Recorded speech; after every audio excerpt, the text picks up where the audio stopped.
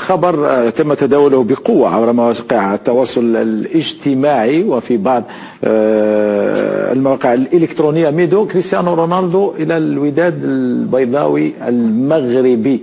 قال لك تعثر المفاوضات التجديد مع نادي النصر السعودي، واللاعب ربما سيمضي في الوداد المغربي. لو كان اعتزل افضل. كيف؟ انك تكون في الصومي تاع الفوتبول وما تلقى روحك دي كران جول على ريشيرش دو مليون بوت، انك تلحق تلعب في الدوري مع احتراماتنا ما اون سوزيستيم با يعني باش ما ندخلوش في شبهات كما يقول لك. لكن واحد لا طرومب تاع كريستيانو رونالدو انك تبقى تجري وراء الهدف انك تلحق 1000 هدف وتبقى تلعب في الدوريات بعد ما كنت واحد من افضل اللاعبين، ولا انت واحد من افضل اللاعبين في تاريخ كرة القدم، تبقى تدور في الدوريات هادو لي بتي شامبيونا بارابور الاسمك. اعتقد بانه اعتزاله افضل، انه هو اسطوره من اساطير كرة القدم. لكن انك تبقى انك تلحق 1000 هدف وتروح تلعب في النصر، ومن بعد دوك النصر ما تجددش تروح تلعب في الوداد البيضاوي، ومن بعد الوداد البيضاوي ما تجددش وين راح تزيد تلعب؟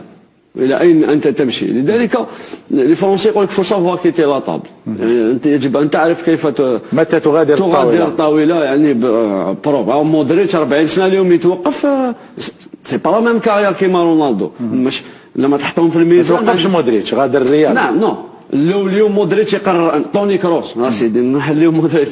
طوني كروس لما توقف على لاعب كرة القدم، لما تحط طوني كروس وكريستيانو رونالدو في الميزان سي با المام بوا. نعم. ما عندهمش نفس الثقل في كرة القدم العالمية وفي تاريخ كرة القدم. لكن كروس عرف كيفاش يغادر كرة القدم، خرج من ريال مدريد للاعتزال مباشرة. لكن انك تبقى تدور تحوس على تسجل 1000 هدف وتحسبوا لك الاهداف في دوريات صغار، انا ولو انه قدوم الوداد البيضاوي راح يكون حاجه كبيره بالنسبه للبطوله المغربيه. انا صراحه كما تكلمت على مودريتش، قلت الانسان الجسم الانسان عنده حدود ديالو، ما تقدرش كريستيانو رونالدو يريد لعب كأس العالم للأندية، لذلك ربما يرغب في هذه المغامرة. ولكن محمد ما تقدرش تمشي ضد الطبيعة، ما تقدرش محمد. اليوم رونالدو يلحق له شحال 41 سنة ولا 40 سنة؟ 40 سنة 40 سنة، يعني من الصعب باش تكمل بهذا الجهد ديالك محمد. نظن باللي حان الوقت وين لازم تخرج من الباب الواسع، خاصة بعد ما لعبت في الريال مدريد واش درت في الريال مدريد، يعني كما حبيت درت في كرة القدم. مشيت للنصر، النصر تقولوا الاموال اللي خلاوك تمشي، ولكن من بعد تقول نمشي للوداد، من بعد تقول نمشي بطوله واحده اخرى كما كان يتكلم ميدو، نظن بومبيو تخرج من الباب الواسع. قال لك المفاوضات بين رونالدو والوداد المغربي تتم عن طريق رجل اعمال اسباني على علاقه قويه بالطرفين. محمد والله كل شيء مبني على الشغف.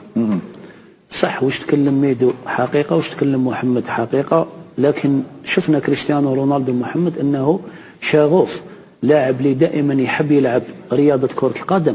نعرفوا أن لما ذهب إلى السعودية في دوري روشن الأموال، ومن جهة يعني محمد كان حاب يعني يمد الكثير لهذا الدوري، هو الدوري السعودي، لأننا نعرفوا أن كانت عنده اتفاقية مع كأس العالم 2030 على ما أظن ميدو.